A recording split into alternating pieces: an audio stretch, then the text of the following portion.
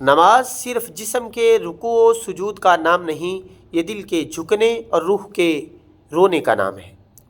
جس نماز میں خشوع و خضوع ہو وہ بندے کو اللہ کے قریب کر دیتی ہے، اور جس میں نہ ہو وہ محض ایک رسم بن جاتی ہے۔ اللہ تعالیٰ فرماتا ہے قد افلح المؤمنون الذین هم فی صلاتهم خاشعون، یقیناً کامیاب ہو گئے ایمان والے جو اپنی نمازوں میں عاجزی و خشوع رکھنے والے ہیں۔ یعنی اصل کامیابی ان کی ہے جو نماز میں دل سے اللہ کے سامنے جھکتے ہیں۔ خشوع و خضوع کا کیا مطلب ہے؟ خشوع کا مطلب ہے دل کا جھک جانا، اور خضوع کا مطلب ہے جسم کی عاجزی۔ یعنی جب زبان، دل، آنکھ، دماغ سب اللہ کی طرف متوجہ ہوں، نہ دل بازار میں ہو نہ خیال دنیا میں، بلکہ سارا وجود اللہ کے سامنے جھک جائے۔ نبی صلی اللہ علیہ وسلم جب نماز میں کھڑے ہوتے تو یوں محسوس ہوتا جیسے ایک درخت کی طرح ساکت ہے، آنکھوں میں آنسو ہوتے اور چہرے پر خشیت الہی کا نور چھلکتا۔ اب صلی اللہ علیہ وسلم نے فرمایا جب تم نماز پڑھو تو یوں سمجھو کہ تم اپنے رب کو دیکھ رہے ہو، اگر یہ ممکن نہ ہو تو یقین رکھو کہ وہ تمہیں دیکھ رہا ہے۔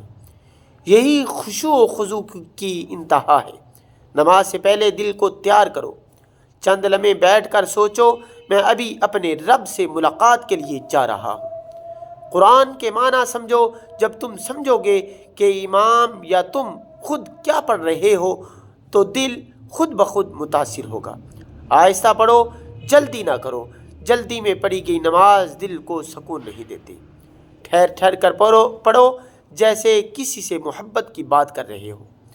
نماز میں دنیاوی خیالات سے بچو، اگر خیال آ جائے تو فوراً اعوذ باللہ پڑھ کر دل کو واپس لاؤ۔ ایسی نماز انسان کے گناہوں کو دھو دیتی ہے، اس کے دل کو سکون دیتی ہے اور چہرے پر نور لے آتی ہے۔ اللہ تعالیٰ فرماتا ہے ان الصلاۃ تنہی عن الفحشاء والمنکر، بے شک نماز بے حیائی اور برے کاموں سے روکتی ہے۔ وہ نماز ہے جو دل کو پاک کرتی ہے۔ آؤ ہم صرف جسم سے نہیں دل سے نماز پڑھنا سیکھیں۔